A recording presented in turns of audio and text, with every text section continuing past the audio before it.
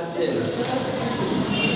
जिस तरह से जीव विचार का पाठ चल रहा है, जीवों का विचार, जीव कहाँ पर होते हैं, कैसे होते हैं, किस प्रकार के पर्याय धारण करते हैं, कैसे पर्याय धारण करते हैं, यही पर यहाँ पर निगोद जो अवस्था है जीव की प्रथम पर्याय, आप लोगों ने बार बार देखा ही है ये चित्र, इस प्रकार का चित्र आपने बार बार देखा है, गुरु महाराज बार बार करते हैं इस प्रकार से।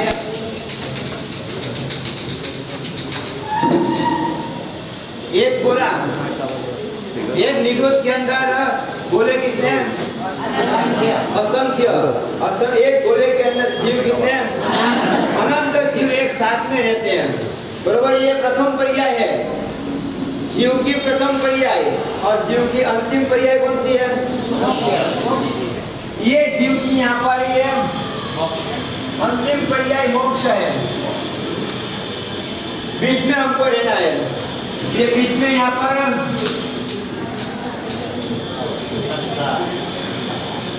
ये पूरा संसार है। प्रथम पर्याय सकर्मी अवस्था, सकर्मी अवस्था। और सकर्मी अवस्था होते हुए भी, सुनना बरोबर, समझना बरोबर, सकर्मी अवस्था होते हुए भी व्यक्त रूप में कोई झगड़ा होता है क्या? आहार साथ में, जन्म साथ में, मरना साथ में, रहना साथ में, श्वास भी साथ में लेना, सब कुछ साथ में करना है, सब कुछ कॉमन होते हुए भी झगड़ा, राग द्वेष जैसे हम करते हैं उस प्रकार का झगड़ा यहाँ पर व्यक्त हो ही नहीं सकता है। एक ही शरीर है, शरीर भी कॉमन है, और सकर्मी अवस्था होते हुए भी झगड़ा करने के लिए व्यक्त दशा नहीं है, राग द्वेष करने के लिए व्यक्त दशा नहीं है। और व्यक्त दशा न होने के कारण यहाँ झगड़ा करते हो तो भी पता नहीं चलता है। और इसी प्रकार से एक शरीर में अनंत जीव एक साथ में रहते हैं, फिर भी झगड़ा नहीं करते हैं। और उसी प्रकार से जीव की अंतिम पर्याय मोक्ष है, और मोक्ष एक अंतिम पर्याय है। और अंतिम पर्याय में वहां पर भी एक स्थान में कितने को रहना है? एक स्थान में कितने को रहना है? अनंत को रहना है। एक पालीताना के ऊपर से काकरे काकरे अनंत सिद्धियां, मतलब पालीताना का जितना क्षेत्र है उतने क्षेत्र में ऊपर एक साथ में ज्योत से ज्योत मिले, ज्योत के साथ ज्योत जैसे मिल जाती है, वैसे एक आत्मा दूसरे आत्मा के साथ में मिल करके वहां रहते हैं। तो वहां तो अकर्मी अवस्था है। अकर्मी अवस्था होने के कारण, शरीर न होने के कारण झगड़ा होता है? कोई झगड़ा नहीं है, कोई राग द्वेष नहीं है। और वहां पर कर्म बंध की कोई प्रवृत्ति नहीं है, यहाँ पर कर्म बंध की प्रवृत्ति है, राग द्वेष है, सकर्मी अवस्था है। और इसके बाद में यहाँ से बाहर निकले, झगड़ा बढ़ा के कम हुआ। जन्म के दिन अच्छे थे, क्या अच्छे हैं? बालक वही है, जन्म के दिन अच्छा लगता है, 2 महीने का हुआ, 3 महीने का हुआ, 4 महीने का हुआ, 5 महीने का हुआ, धीरे धीरे धीरे 50 साल के हुए, ज्यादा अच्छे बने। नमक को खाना नहीं है, नमक से भी खाने हो, नमक से भी खाने हो। ये आप बोला, मैं नहीं बोला हूँ। मतलब जैसे जैसे जैसे समझ बढ़ती है वैसे वैसे हमारा, यहाँ पर यही बात हुई है। एकेंद्रीय कक्षा में थे, अव्यक्त दशा में थे, तब राक्षस कम होता था, और यहाँ से बाहर निकलते निकलते निकलते जैसे जैसे इंद्रिया बढ़ती गई, तारी मारी तेरी मेरी बात शुरू हो गई। अब इंद्रिया बढ़ने के बाद पाप का व्यापार बढ़ गया, इंद्रिया बढ़ने से पाप का व्यापार बढ़ गया। अब पाप का व्यापार बढ़ते बढ़ते हमारा ये पूरा संसार खड़ा हो गया। अकेले थे तब चिंता थी कि 2 होने के बाद चिंता हुई। गए थे लेने के लिए, आपको लेने के लिए आए थे, नहीं बोलेंगे ओके बनी है। आप लेने गए थे कि वो आपको लेने के लिए आए थे? गया था। अच्छा, लेने के लिए गए थे, 2 पैर वाले गए थे, आए तब मतलब उपाधि साथ में लेकर के आए ने। 2 पैर वाले थे तब तो मनुष्य थे, आए कब? 2 पैर वाले कोई गिरीश देखा आपने? 2 पैर वाले मनुष्य मनुष्य होता है, गिरीश नहीं होता है। पर 4 पैर वाले मनुष्य नहीं होता है। 4 पैर वाले आए तो ऐसी परिस्थिति, मतलब जब जब आपको ज्ञान बढ़ा है, जब जब आपकी समझ बढ़ी है, तब आपने कर्म बंध की प्रवृत्ति ज्यादा की है कि कर्म निर्जा की प्रवृत्ति ज्यादा की है? समझ बढ़ने से कर्म बंध की प्रवृत्ति कम होनी चाहिए थी। इंद्रिय बढ़ने से, समझ बढ़ने से, ज्ञान बढ़ने से खरेखर आपकी कर्म बंध की प्रवृत्ति कम होनी चाहिए थी। उसकी जगह पर कर्म निर्जरा की प्रवृत्ति न बढ़ते हुए कर्म बंध की प्रवृत्ति बढ़ी। यहाँ से बाहर निकल करके प्रत्येक वनस्पति काय में आए। अब तो एक शरीर में एक ही जीव है, एक शरीर में एक ही जीव है। अब तो स्वतंत्र हो गया ना। स्वतंत्र रहना आपको पसंद है कि नहीं है? सभी को पसंद है। और इनको पूछा जाए तो सहकुटुंब में साथ में, एक साथ में 2-4 देरानी जेठानी साथ में रहना हो तो झगड़ा करने का मजा है। और यहाँ से बाहर गए और बाहर जाने के बाद अकेला एक ही घर मिला है, अकेले घर के अंदर रहना है। और वहाँ सुरक्षा कितनी, सलामती कितनी, सब प्रश्न वहाँ पर खड़ा होगा। परंतु मैं अकेली हूँ, मेरा घर अकेला है, मैं मतलब स्वतंत्र रहना आपको पसंद है। वैसे ही एक शरीर में अनंत जीव थे, तब दुख ज्यादा था। और वहाँ से बाहर निकल करके एक शरीर में एक ही जीव आया तो सुख तो ज्यादा हुआ ना नहीं है, आनंद भी ज्यादा हुआ ना नहीं है। पर आनंद के साथ साथ में राग द्वेष भी बढ़े कि नहीं बढ़े? और वहां से बाहर निकले, एक इंद्रिय को छोड़ करके बाद में आगे 2 इंद्रिय मिली, वचन बढ़ गया, वचन का व्यवहार बढ़ गया, खाना पीने का टेस्ट बढ़ गया, खाने पीने का टेस्ट बढ़ गया। अब ये अच्छा है, ये खराब है, ये अच्छा है, ये खराब है, करते करते करते करते खाने के लिए भी हम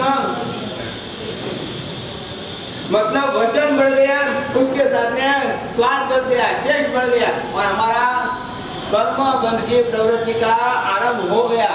जैसे जैसे एक इंद्रिय बढ़ी तो उसके साथ में बल बढ़ गया, काय बल बढ़ गया। अब काय बल है तब इंद्रिय बल मिलता है, इंद्रिय मिलती है, इंद्रिय मिलती है तब काय बल मिलता है। काया के बिना इंद्रिय होती है क्या? काया के साथ एक इंद्रिय अवश्य ही होती है। काया के साथ में इंद्रिय और इंद्रिय के साथ में होती ही है। पर पहले क्या मिलेगा? काया मिलेगी कि इंद्रिय मिलेगी?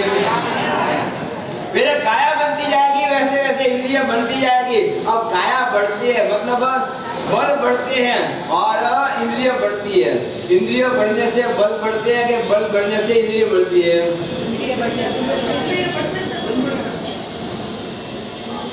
सोच समझ करके बोलना। कोर्ट के अंदर बैठे हो, स्टेटमेंट आपका ऐसा होना चाहिए कि इधर उधर होना नहीं, पाटली बदलना नहीं। वहां पर चलता है, राजस्थान में चलेगा, यहाँ नहीं चलेगा। जो खाता है वो मनुष्य है कि जो मनुष्य है वो खाता है? खाता है वो जानवर भी हो सकता है। मतलब बुद्धिपूर्वक का आपने आंसर दिया, जानवर भी खा सकता है। मतलब जो खाता है उसको सबको मनुष्य नहीं कह सकते हैं, परंतु जो मनुष्य है वो अवश्य खाएगा ही खाएगा। तो मैं ऐसा कहता हूँ, इंद्रिय ज्यादा मिली वैसे बल बढ़ते हैं कि बल बढ़ने से इंद्रिय बढ़ती है। 3 बल है ना, मालूम है? मन बल, वचन बल और काय बल। इंद्रिय बढ़ने से बल बढ़ता है ऐसा नहीं है, बल बढ़ने से इंद्रिय बढ़ती है। इसलिए पहले 3 बल की बात कही, 3 बल की बात कही। मतलब काया बढ़ी आपकी, परंतु इंद्रिय एक ही है, पर 2 इंद्रिय बढ़ी, 1 इंद्रिय बढ़ गई, पर काया बल एक ही, वचन बल बढ़ गया। और 3 इंद्रिय हुए तो मन बढ़ा नहीं बढ़ा, 4 इंद्रिय बने, मन बढ़ा नहीं बढ़ा, पंचेंद्रिय संज्ञे असंज्ञी बने, असंज्ञी में भी मन नहीं बढ़ता है। इंद्रिय बढ़ती जरूर है परंतु पंचेंद्रिय में ही मन बढ़ता है। इंद्रिय बढ़ती जरूर है परंतु बल नहीं बढ़ता है। मतलब बल जितना आप वास्ता है उसके आधार पर इंद्रिय नहीं है, इंद्रिय मिलती है। इस प्रकार से कहने का ये तात्पर्य है कि इस प्रकार से यहाँ से निकल करके जैसे जैसे इंद्रियां बढ़ती गई वैसे वैसे पाप की प्रवृत्ति बढ़ती गई। आज पंचेंद्रिय पर्याय में आ गए, मनुष्य बन गए, हमारे पास में सब समझ होते हुए भी आज पूरे जन्म से लगा करके आज दिन तक कर्म की प्रवृत्ति ज्यादा की, बंध की प्रवृत्ति ज्यादा की कि कर्म निर्जरा की प्रवृत्ति, पाप प्रवृत्ति ज्यादा हुई कि पुण्य की प्रवृत्ति ज्यादा हुई? पाप की प्रवृत्ति ज्यादा होती है। मतलब एक बात निश्चित है, जिसके जीवन में पाप की प्रवृत्ति ज्यादा होती है उसका जीवन अंतिम है, ये समझना नहीं।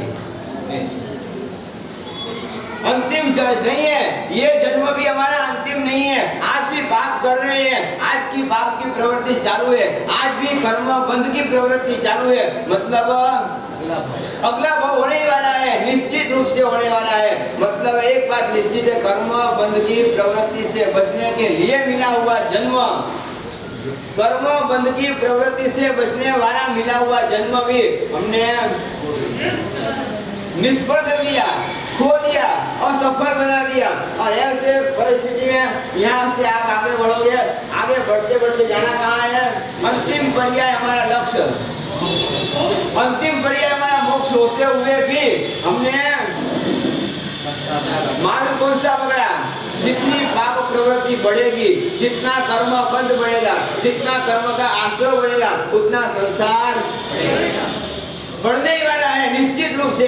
मतलब मोक्ष तक पहुंचने के लिए, अंतिम पर्याय तक पहुंचने के लिए आपको इसमें से बाहर निकलना पड़ेगा। और इसमें से बाहर निकलने के लिए पांचों इंद्रियों के ऊपर कंट्रोल लाना पड़ेगा, पांचों इंद्रियों के ऊपर कंट्रोल लाना ही पड़ेगा।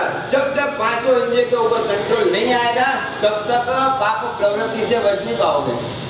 इसीलिए गुरु महाराज के 36 गुण के अंदर पहला कौन सा दिया? पंचेंद्रिय संवरण, 5 इंद्रियों के ऊपर कंट्रोल प्राप्त करना। गुरु महाराज के गुणों के अंदर पहला गुण कौन सा रखा है? पांचों इंद्रियों को कंट्रोल करना, यही सबसे बड़ा धर्म है। मतलब पांचों इंद्रिय जब तक मिली नहीं थी तब तक पाप की प्रवृत्ति कम होते हुए भी, सुनना बराबर, 5 इंद्रिय नहीं मिली थी उसके पहले कर्म कम होते हुए, पाप की प्रवृत्ति कम होते हुए भी कर्म की स्थिति कौन सी थी? कर्म की स्थिति, टाइम लिमिट बड़ी थी, बढ़ती थी। मतलब ज्यादा कर्म की स्थिति होती थी। क्यों? क्योंकि यहाँ पर पाप प्रवृत्ति कम होते हुए भी मिथ्यात्व था। मिथ्यात्व, गाढ़ मिथ्यात्व पड़ा हुआ है, और गाढ़ मिथ्यात्व के कारण जो भी प्रवृत्ति करते थे उसकी काल लिमिट, टाइम लिमिट वो बड़ी पड़ती थी। इसलिए अनंत काल इसमें बीत गया, अनंत जन्म इसमें बीत गया, और इसमें से बाहर निकल करके एकेंद्रिय पर्याय में भी अनंत जन्म बीत आए। तब तक हमको वचन इंद्रिय नहीं मिली है, और इसके बाद में बाहर निकले तो वचन मिला, और ऐसे करते करते हम आगे बढ़े ना नहीं है, परंतु आगे बढ़ते बढ़ते बढ़ते कर्म की प्रवृत्ति बढ़ती गई। और आज हमारे जीवन में कर्म बंध की प्रवृत्ति ज्यादा होते हुए हम समझते हुए भी ज्यादा करते हैं। मतलब हमारा अभी मोक्ष का लक्ष्य बना नहीं है, और मोक्ष का लक्ष्य नहीं बनने के कारण हमारा अभी संसार बाकी है, चालू रहने वाला है, चालू ही रहेगा। और ऐसे करते करते संसार बढ़ता जाएगा, और संसार बढ़ाने में सबसे बड़ा कोई कारण बनता है तो कसाई। कसाई सबसे बड़ा कारण बनता है। कसाय, ये शब्द ही ऐसा बना हुआ है।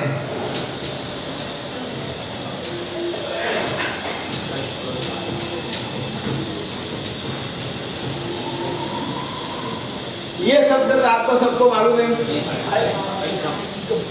मतलब आयकर विभाग, इनपुट आयकर, मतलब आय तो सबको मालूम है। लाभ जहाँ होता है, जहाँ आने की बात है, यहाँ पर आय, और बस मतलब क्या? कसाई का मतलब हुआ संसार, कस का मतलब संसार, जिससे संसार का लाभ हो, जिससे संसार बढ़े, जिससे संसार बिगड़े, जिससे संसार चले, उसका नाम सीधी बात हो गई।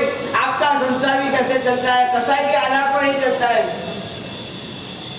व्यवहार के अंदर भी आप देखो, मान अभिमान भी कहाँ चलता है और अपमान भी कहाँ होता है, और आगे जाकर के क्रोध कहाँ पर आता है, माया कपट कहाँ होती है, सब कसाई ही है। और कसाई के कारण कर्मों का बंध भी ज्यादा होता है। मिथ्यात्व मंद होते हुए भी कसाई ज्यादा होए तो कर्म की टाइम लिमिट कम पड़ेगी, पर मिथ्यात्व के साथ में कसाई मिल गया तो टाइम लिमिट बहुत बढ़ जाएगी, ज्यादा बढ़ेगी। मतलब मोहनीय कर्म जो बांधते हैं उसकी 70 कोड़ा कोड़ी सागरों की एक बार बंधे हुए मोहनीय कर्मों की स्थिति है 70 कोड़ा कोड़ी सागरों 20 कोड़ा कोड़ी सागरों का एक काल चक्र, 20 कोड़ा कोड़ी सागरों का एक काल चक्र, ऐसा दूसरा, ऐसा तीसरा, सब 60 कोड़ा कोड़ी सागरों के 3 काल चक्र और आधा दूसरा।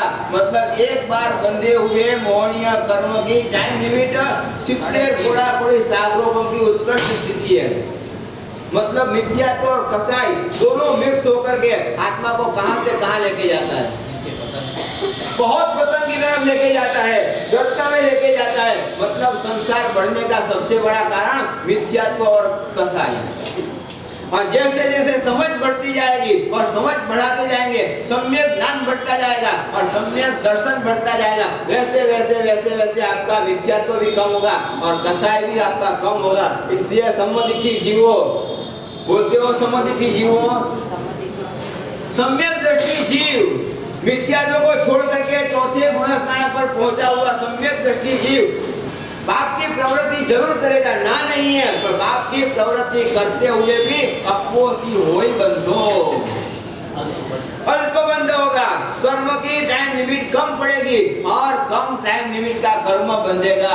पाप प्रवृत्ति बंद नहीं हो जाती है, पाप प्रवृत्ति चालू होते हुए भी कर्म का बंध क्यों? समझदारी से करता है, जानबूझ करके नहीं करता है, राजी होकर के नहीं करता है, खुश होकर के नहीं करता है। संसार में रहना पड़ता है इसलिए रहा हूँ।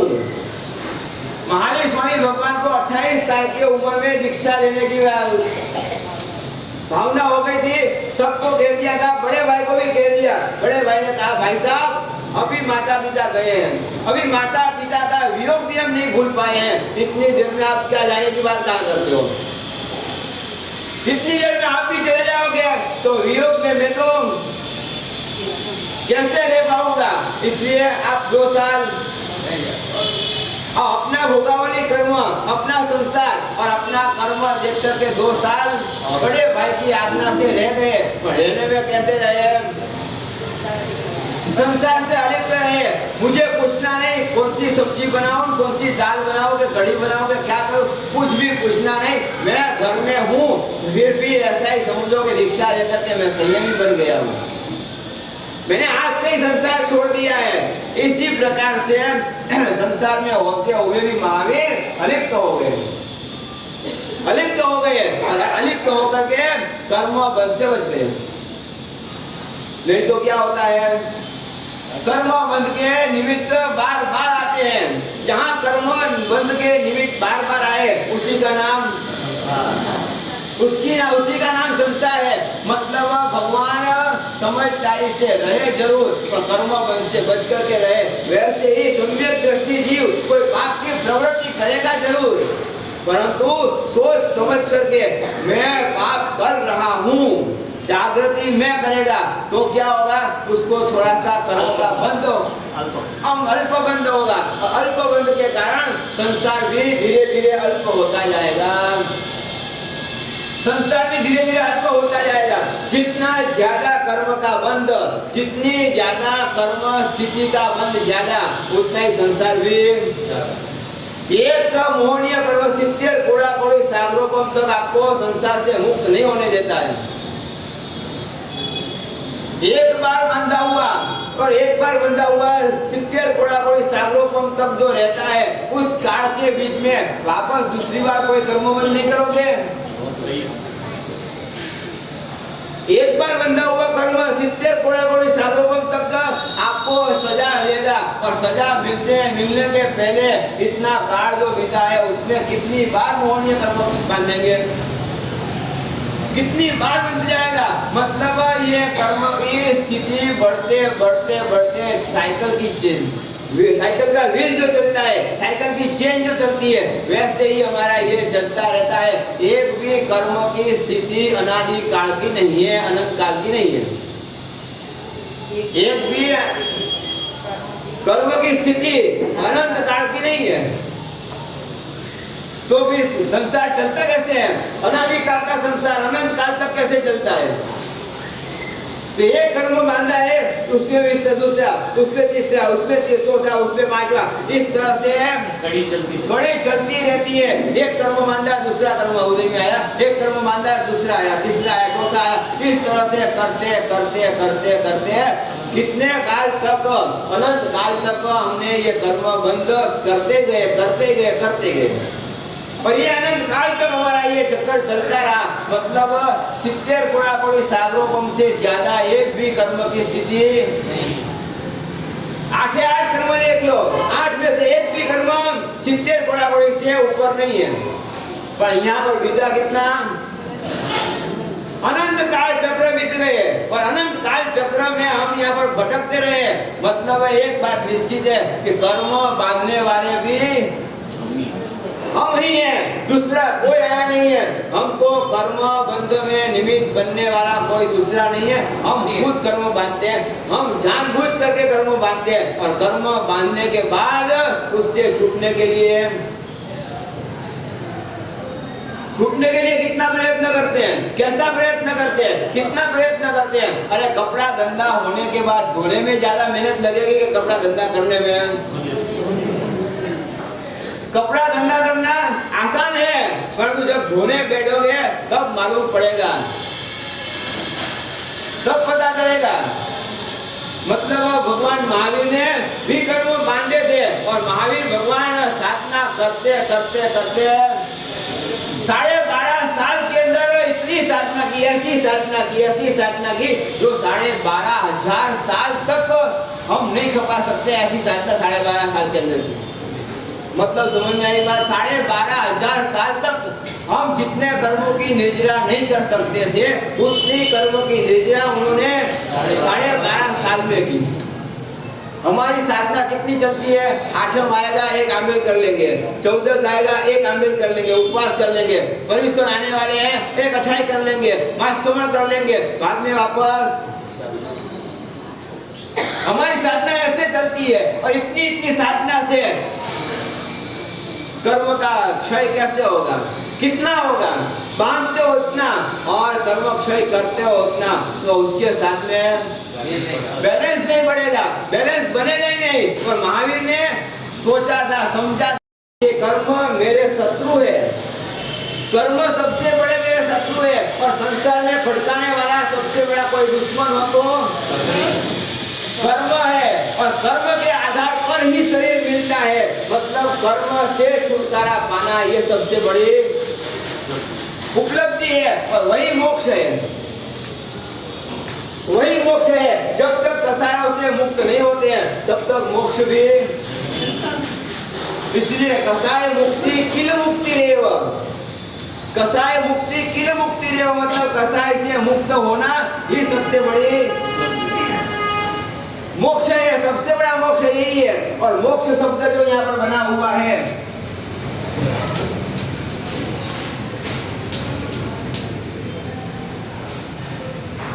मोक्ष 2 अक्षर का यह शब्द बना हुआ है।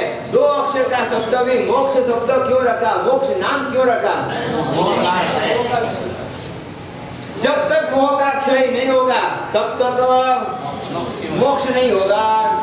अब जब तक मोह है तब तक कसाई चालू है, मोह जब तक है तब तक कसाई चालू है, और कसाई चालू है तब तक मोह भी घटने वाला नहीं है। अब पहले तो कसाई के ऊपर कंट्रोल करो, मिक्सर के ऊपर कंट्रोल करो, और धीरे धीरे धीरे धीरे मोह कम करो, और मोह कम होवे, और एक दिन मोह का क्षय हो जाए, उस दिन मोक्ष होगा। इसके पहले मोक्ष होने की शक्यता संभावना नहीं दिखती है। इसीलिए भगवान ने मोह से छूटने के लिए वैराग्य का मार्ग बताया। दुनिया में कहीं पर भी सामायिक जैसी व्यवस्था है क्या? किसी भी धर्म के अंदर देख कर के आओ, सामायिक के जैसी कोई व्यवस्था नहीं है, पौषध के जैसी कोई व्यवस्था नहीं है, और जैन साधु के जैसी व्यवस्था भी कहीं पर भी नहीं देखने को मिलेगी। मतलब मोह से आपको छुटकारा पाना है तो वैराग्य के मार्ग पर आना पड़ेगा। जब तक वैराग्य के मार्ग पर नहीं आओगे, वैरागी नहीं बनोगे, तो वितरागी कैसे बनोगे? वितरागी बनने के लिए वैरागी बनना पड़ेगा, और वैरागी बनने के लिए राग द्वेष कम करना पड़ेगा। तो राग का त्याग करना के त्याग का राग करना। अमृत पहली बार नाम लिया मैंने। राग का त्याग करना के त्याग का राग करना। राग का त्याग करने के लिए आपका संसार पड़ा हुआ है, संसार में राग का त्याग हो जाएगा। जैसे जैसे त्यागियों का राग बढ़ाओगे, वैसे वैसे संसार का राग कम होगा। बात समझ में आई? जैसे जैसे त्यागियों का राग बढ़ाओगे, त्याग गुण का राग बढ़ाओगे, त्याग का राग बढ़ेगा, तो वैसे वैसे संसार का राग कम होता जाएगा। परंतु त्यागी आपको पसंद है कि भोगी आपको पसंद है?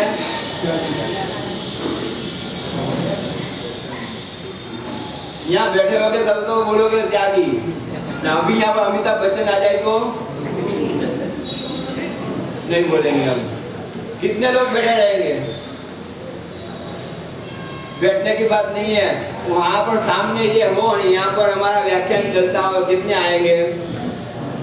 बहुत फर्क पड़ता है। मतलब संसार का हमको राग है, और संसार का राग तब तक नहीं छूटेगा जब तक त्यागियों का राग बढ़ेगा नहीं। तो त्यागी का और त्याग के गुण का राग बढ़ाते बढ़ाते हम धीरे धीरे इस दिशा में आगे बढ़ेंगे। जब तक त्याग का राग, त्यागियों का राग नहीं बढ़ेगा, तब तक हम आगे नहीं बढ़ सकते। मतलब राग का त्याग करना जरूरी तो है, पर साथ साथ में पहला स्टेप पर त्यागियों का राग करते करते आगे बढ़ेंगे। इस प्रकार से त्यागियों का राग, त्यागियों ने क्या किया है? वैराग प्राप्त किया, वैरागी बने हैं, और वैरागी बनकर के वितरागता के मार्ग पर आगे बढ़े। वितरागता बनने, वितराग बनने की, वितरागता प्राप्त करने की दिशा में हमने एक चरण आगे बढ़ाया है। इसीलिए अर्यंत का जितना महत्व है, अर्यंत का जितना महत्व है, अर्यंत को नमस्कार करने से भी सबको पावक प्रणाम होता है, तो साधु को नमस्कार करने से भी क्यों भाई? अर्यंत ने तो सब पाप का नाश कर दिया है, वो सर्व कर्म मुक्त हो गए हैं, परंतु साधु प्रयत्नशील है। प्रयत्नशील मतलब हमारी दिशा कौन सी है? उसी प्रकार की है, उसी दिशा में हम आगे बढ़ रहे हैं। सर्व कर्म मुक्त बनने की दिशा में आगे बढ़ने का सर्वप्रथम स्टेप कौन सा है? वैरागी बनना। वैरागी बनकर के बाद में धीरे धीरे धीरे धीरे राग का साधन छोड़ दो, द्वेष का साधन छोड़ दो, राग के संबंध छोड़ो और द्वेष के संबंध छोड़ दो, और धीरे धीरे राग द्वेष के निमित्त को छोड़ करके आप आगे बढ़ो। तो वैरागी बन करके आपको वितरागी की दिशा में आगे बढ़ना है, और वितरागी जब तक नहीं बनोगे तब तक मोह का क्षय होने वाला नहीं है। इसीलिए संसार को बढ़ाने वाला, संसार को आगे बढ़ाने वाला, संसार को बिगाड़ने वाला, संसार को चलाने वाला, संसार की वृद्धि करने वाला, संसार के अंदर संबंध को बिगाड़ने वाला, संसार में कुछ भी है तो किसके कारण? मोह के कारण। मोह है तब तक आपका संसार बढ़ता ही रहेगा, और मोह है तो आपका संसार बिगड़ नहीं सकता है। मोह है तो आपका संसार वृद्धि भी प्राप्त करता है, और मोह नहीं है तो आगे बढ़े तो संसार आगे नहीं बढ़ेगा, आप आगे बढ़ोगे। आत्मा का विकास होगा, आत्मा का आध्यात्मिक विकास होगा, आत्मा आगे बढ़ेगी, आत्मा एक स्टेप आगे बढ़ करके मोक्ष की दिशा में आगे बढ़ेगी। संसार की दिशा को छोड़ करके मोक्ष की दिशा तक आगे बढ़ेगी। जब तक आपका मोह कम नहीं होगा तब तक मोक्ष की दिशा में आपका एक चरण भी आगे प्रगति नहीं होगी। तो आध्यात्मिक विकास करने के लिए यहाँ पर मोह का क्षय करना और संसार का क्षय करना और कसाई छोड़ना, ये सबसे बड़ा हमारा लक्ष्य होना चाहिए। मनुष्य जन्म में हम आए हैं तो हमारा लक्ष्य कौन सा है? श्रावक जीवन मिला है। श्रावक जीवन का सबसे बड़ा लक्ष्य कौन सा? नया कर्म बांधना नहीं है और जूना कर्म रखना नहीं है। नए कर्म बांधना नहीं है और जूने कर्म रखना नहीं है। सीधी सी बात हो गई। पुराने कर्म को निकालते जाना है, कचरे को निकालते जाओ और कचरे को निकालते निकालते नया कर्म बांधना नहीं है। दो काम करना है, दो ही कार्य करना है। मनुष्य गति मिली है तो मनुष्य गति के अंदर दो कार्य मुख्य करना है। नया कर्म बांधना नहीं है और जूना कर्म रखना नहीं है। तो क्या हो जाएगा?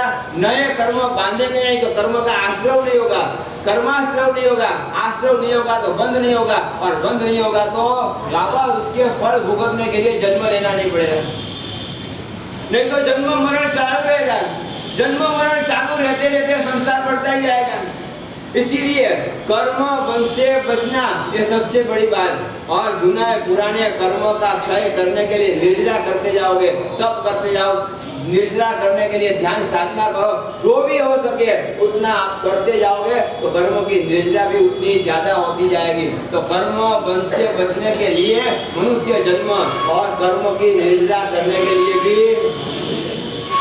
सबसे ज्यादा मनुष्य गति के अंदर ही कर्म की निर्जरा हो सकती है।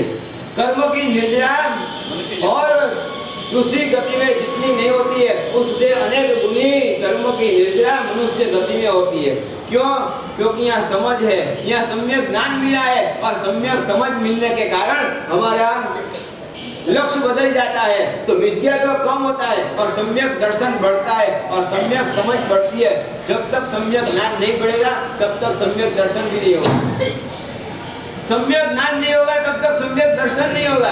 ज्ञान से दर्शन की दिशा में आगे बढ़ना है और दर्शन से बाद में चारित्र की दिशा में आगे बढ़ना है। जानना जरूर है, मानना जरूर है, पर आचरण भी जरूरी है। जब तक आचरण नहीं करोगे तब तक क्या होगा? जानते हो, मानते हो, पर आचरण नहीं करो तो नहीं चलेगा।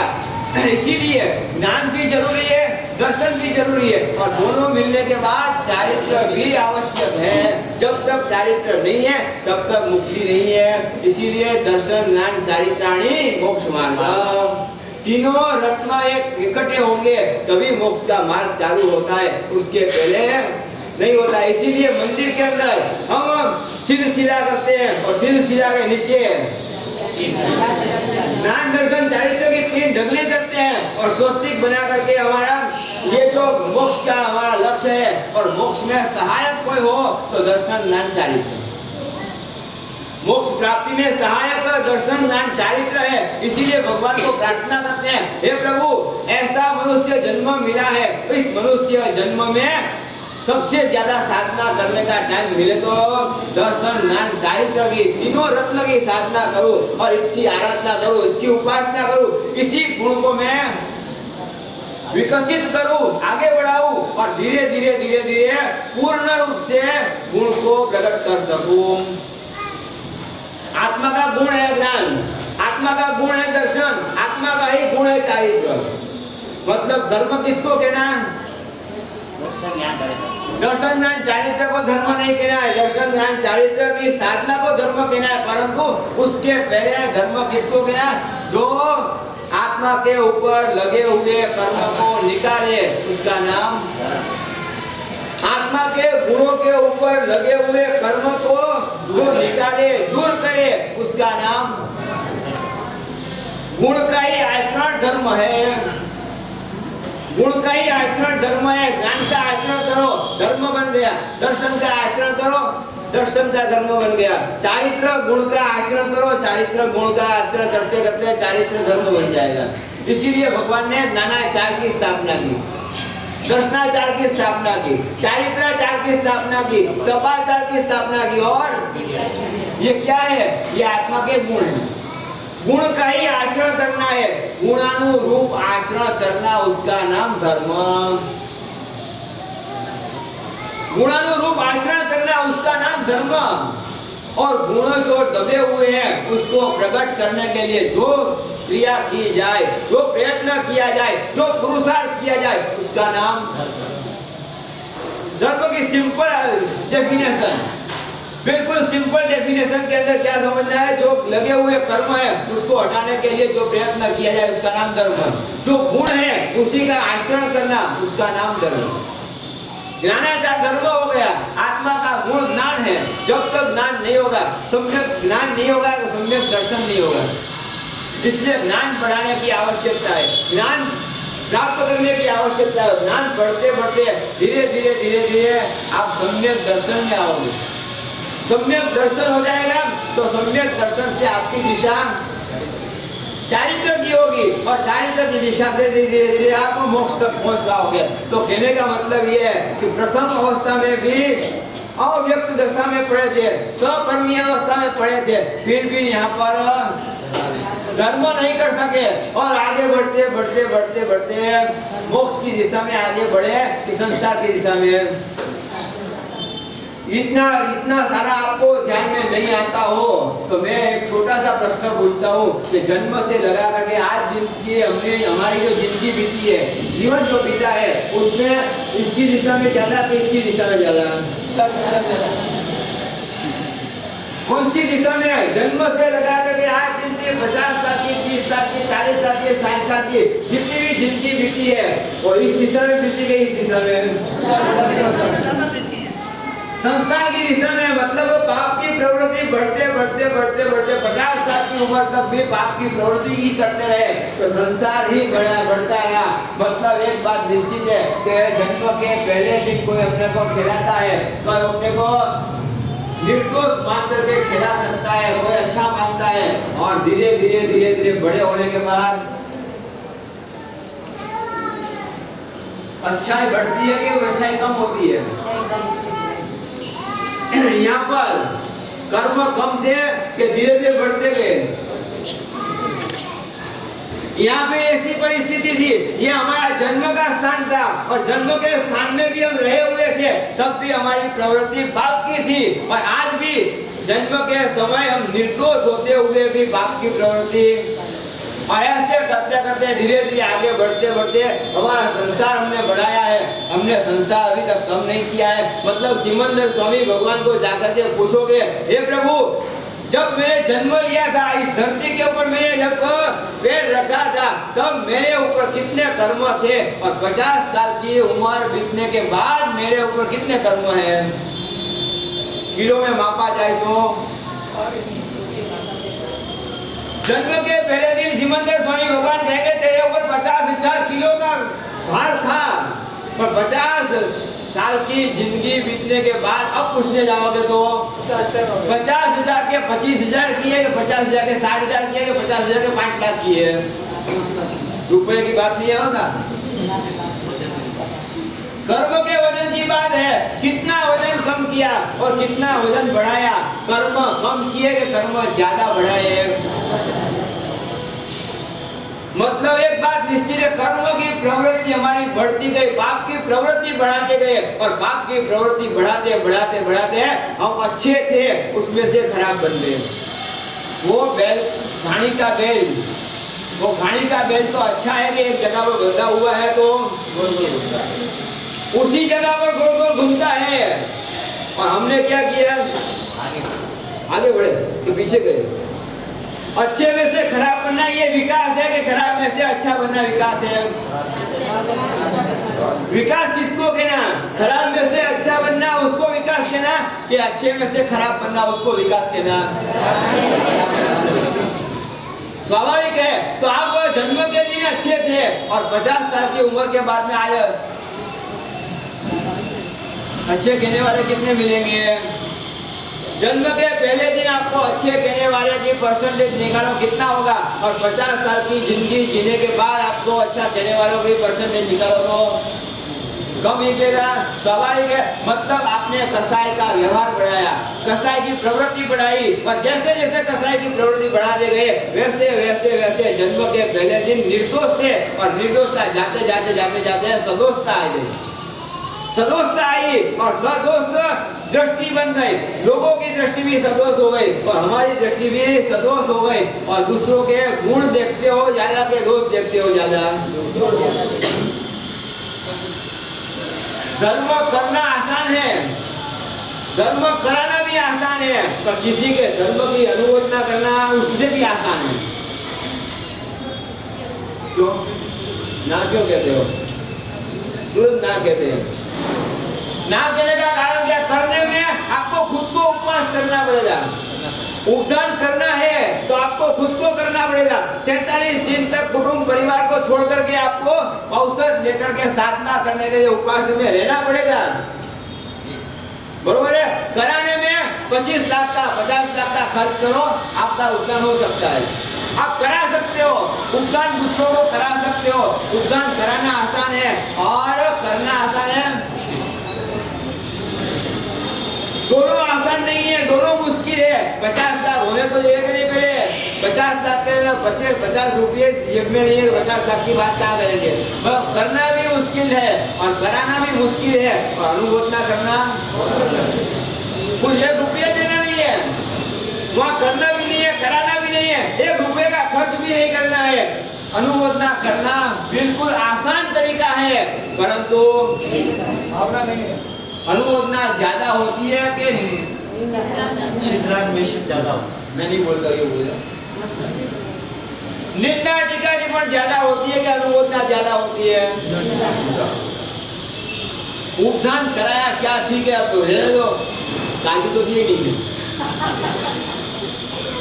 पूरे के पूरे उपदान के ऊपर पानी फिर के काजू नहीं दिया उसने। पर किस हिसाब में, कैसी परिस्थिति में? कोई परिस्थिति ऐसी हुई जिसके कारण काजू आया नहीं था, वो दे नहीं सके, तो वो देखना नहीं है। काजू नहीं दिया मतलब उपदान नहीं हो। दूसरों की अनुमोदना करना सबसे ज्यादा कठिन धर्म है। कराना आसान है, करना भी आसान है, पर अनुमोदना करना सबसे ज्यादा कठिन। क्यों? दूसरों की अनुमोदना करने में हमारी नम्रता दिखाई देती है।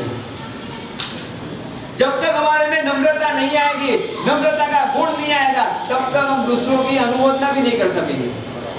दूसरों की प्रशंसा करना है, दूसरों के धर्म की प्रशंसा करना है, उसमें हमारी नम्रता भी जरूरी है। तो जब तक नम्रता नहीं आएगी तब तक किसी की अनुमोदना भी नहीं कर पाएंगे। इसीलिए शुरुआत में ही नवकार महामंत्र को सबसे बड़ा और सबसे पहला मंगल कहने का कारण क्या? नवकार को सबसे मंगलम च सर्वेसिम परमम हवै मंगलम, सबसे बड़ा मंगल का है, सबसे प्रथम मंगल का है, सबसे श्रेष्ठ मंगल का है। सबसे श्रेष्ठ मंगल कहने का कारण क्या है? नवकार की शुरुआत ही नवों से होती है। रिसर्च करना आज के बाद में रिसर्च करके 2, 4, 10 साल के बाद वापस मिलना और दुनिया के सभी मंत्र इकट्ठे करना।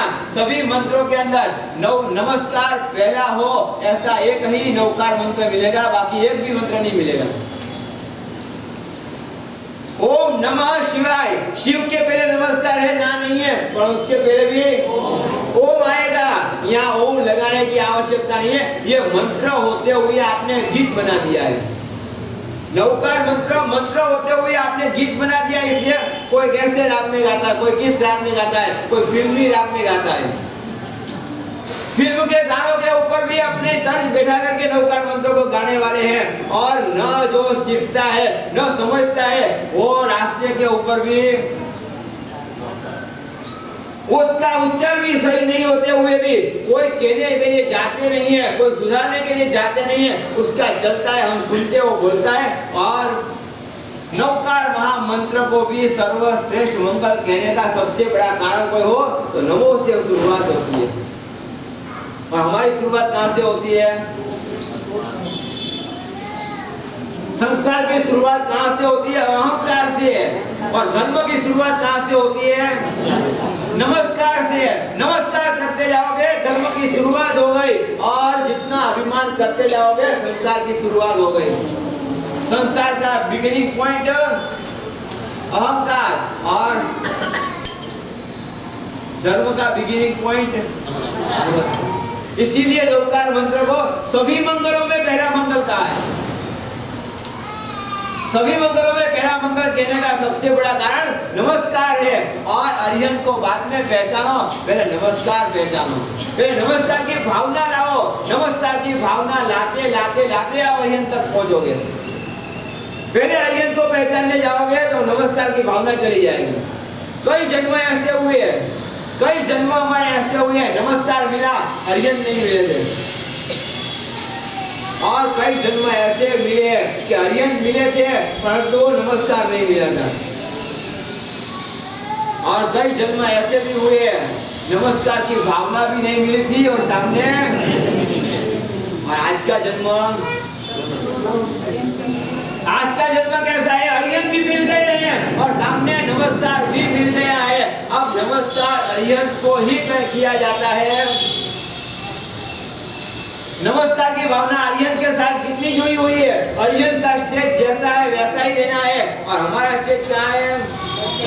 हम नीचे पड़े हुए हैं, हम नीचे गिरे हुए हैं और हमको अर्यन तक पहुंचना है। तो अर्यन को नीचे लाना कि हमको ऊपर जाना?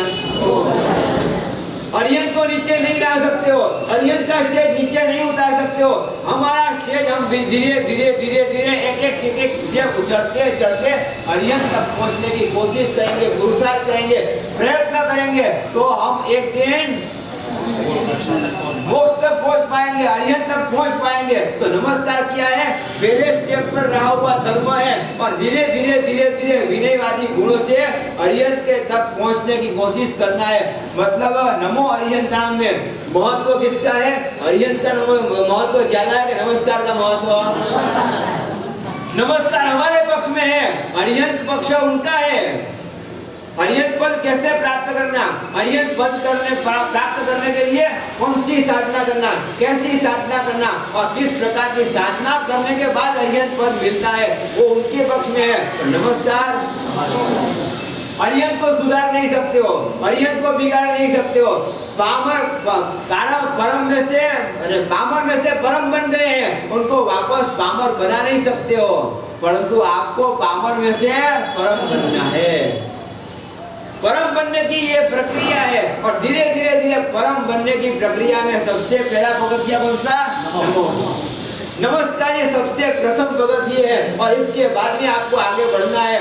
तो भगवान तक भगवान तक को अपनी साधना ले जाने के लिए सबसे बड़ा कोई मंत्र हो तो नमस्कार मंत्र है, नवकार मंत्र है। इसीलिए नवकार को नवकार का मतलब क्या?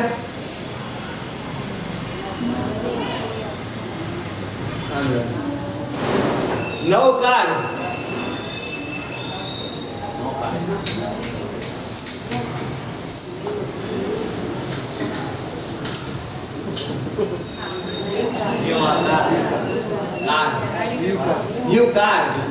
न्यू कार के NINE, नव का मतलब नाइन कार, जिससे नाइन कार मिले उसका नाम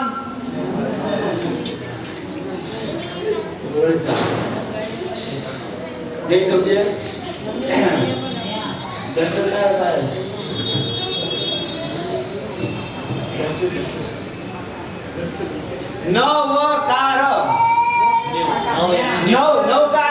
न्यू कर दो तो न्यू कार दिला है उसका नाम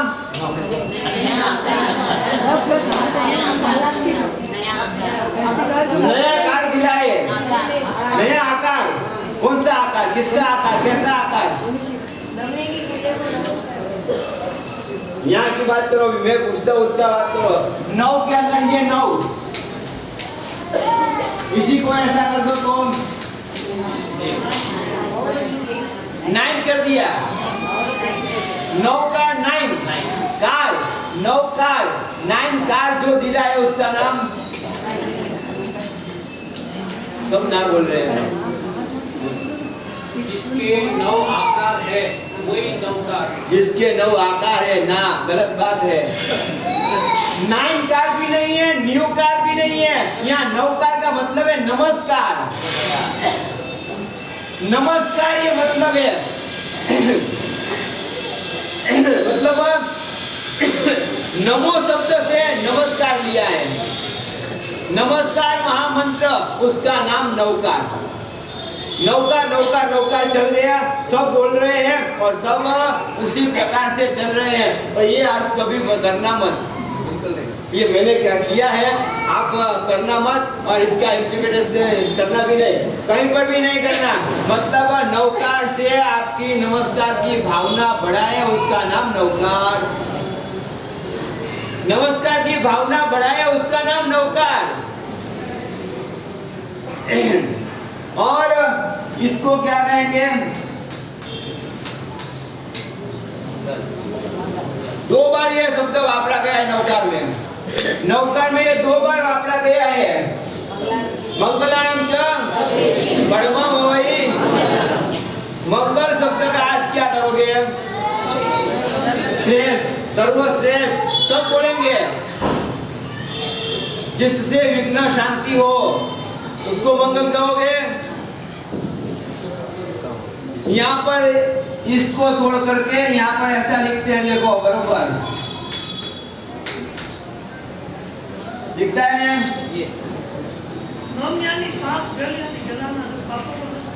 नम नहीं है, मम है। मम, मम का यहाँ पर ये ममकार, हम बोले तो अहंकार। अहंकार, अहंकार को जो गलाए उसका नाम। जब तक अहंकार नहीं गलेगा तब तक नमस्कार की भावना, सही भावना नहीं आएगी। मंगलवार कल है, मंगलवार कल है। मंगलवार से लेना देना नहीं है, यहाँ पर तो अहंकार से छूटने की बात है। मंगल किसको कहेंगे, जो अहंकार को गलाए उसका नाम मंगल। तो नमस्कार ये क्या है, नमस्कार क्या है, नौकार का एंटर है। नौकार में एंटर करने के लिए, नौकार में प्रवेश पाने के लिए नमस्कार। और नौकार की पूर्णाहुति कहाँ पर, मंगल शब्द से पूर्णाहुति हुई। नमस्कार करते करते करते करते मंगल तक पहुंचो, मतलब क्या होगा, सीधी बात है। नमस्कार करते करते आपका अहंकार गल जाएगा। अहंकार गल गया, राग द्वेष गल गए, कसाई गल गया और कसाई से मुक्त बन गए, मतलब क्या होगा, तो नौकार में एंटर करने का नमस्कार और नौकार की पूर्णाहुति मंगल से होती है। तो इस प्रकार से नौकार मंत्र को समझने के लिए बहुत दिन लगते हैं। और ये तो मैं छोटा हूँ, गुरु महाराज समझाने बैठेंगे तो इस पद के ऊपर मुझे याद है प्रार्थना समाज के अंदर हमने चातुर्मास प्रवेश किया। चातुर्मास प्रवेश के बाद में जब तक ग्रंथ वांचन नहीं होता है तब तक गुरु महाराज का एक नियम है कि नौकार मंत्र ही लेना। तो नौकार मंत्र के ऊपर व्याख्यान चल रहे थे और ग्रंथ के चढ़ावे बोलने की बात आई। समाज में से 8, 10, 15 ऐसे लोग खड़े हो गए, गुरुदेव 10 दिन से हम नौकार महामंत्र सुन रहे हैं। नौकार मंत्र को 10 दिन से सुन रहे हैं, पहली बार सुनने को मिला है। इस प्रकार का नौकार मंत्र कभी सुनने को नहीं मिला है, कभी समझने को नहीं मिला है। आपको चाहे 4 महीने नौकार मंत्र के ऊपर ही लो। अब गुरु महाराज ने भी विचार किया क्या करना, आखिर विशेष आवश्यक भाष्य नाम का एक ग्रंथ लेकर के उसके चढ़ावे बोल करके नौकार मंत्र के ऊपर चालू किया। पर्युषण तक जितने दिन बीतते हैं उसके अंदर 4 पद भी पूरे नहीं हुए। वो भी कौन से, नौकार के 4 के नीचे के पद, जिसको चूलिका कहा है। चूलिका कहा है, चूलिका के 4 पद भी पूरे नहीं हुए। ऊपर की बात तो बाद में, साधु की स्वरूप की बात बाद में, और उपाध्याय की बात बाद में, और आचार्य और अरिहंत के पहचानने की बात बाद में। सर्व पावक प्रणाम, पाप को समझो कितने हैं, कितने प्रकार के पाप है, कैसे पाप है और किस प्रकार के पाप है। और ये पाप, सभी पाप का नाश करना है और वो भी 5 नमस्कार से। ऐसो पंच नमस्कारो, 5 नमस्कार करके आपको सभी पाप का नाश करना है। ये 5 ग्राम का तोला आपको दिया जाए, राजवा है आपके हाथ में, और साथ में 5 ग्राम दिया है और 100 किलो की गुणी आपके हाथ में दी है गेहूं की। अब 5 ग्राम से 100 किलो तोलना है,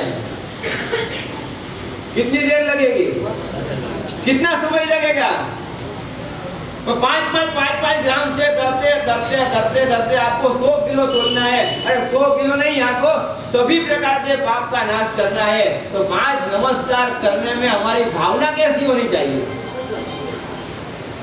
हमारी भावना कैसी होनी चाहिए? नमस्कार की क्वालिटी कैसी होनी चाहिए? नमस्कार की गुणवत्ता कैसी होनी चाहिए? नमस्कार की भावना किस प्रकार की होनी चाहिए? विचार करो आप। मतलब अरिहंत तक पहुंचने के लिए नमस्कार हमारा प्रथम स्टेप है, और प्रथम स्टेप से धीरे धीरे धीरे धीरे हम अरिहंत तक पहुंच पाते हैं। तो नमस्कार हमारे पक्ष में है। नमस्कार को सुधारते जाओ, नमस्कार की साधना सुधारते जाओ, नमस्कार की उपासना सुधारते जाओ, नमस्कार के गुण को सुधारते जाओ, नमस्कार के गुण को बढ़ाते जाओ। जैसे जैसे नमस्कार गुण की वृद्धि होती जाएगी, अरिहंत की प्राप्ति होती जाएगी। अरिहंत तक पहुंचने के लिए सबसे पहला मार्ग कोई हो, सबसे पहला स्टेप कोई हो तो नमस्कार। इसीलिए दुनिया के सभी मंत्रों में एक नवकार मंत्र ही एक ऐसा अद्भुत मंत्र है जिसकी शुरुआत नवकार से, नमस्कार से होती है। दूसरे कोई मंत्र ऐसे नहीं है, सब में नमस्कार पीछे है और भगवान का नाम पहले है। यहाँ पर नमस्कार पहले, बाद में भगवान की बात।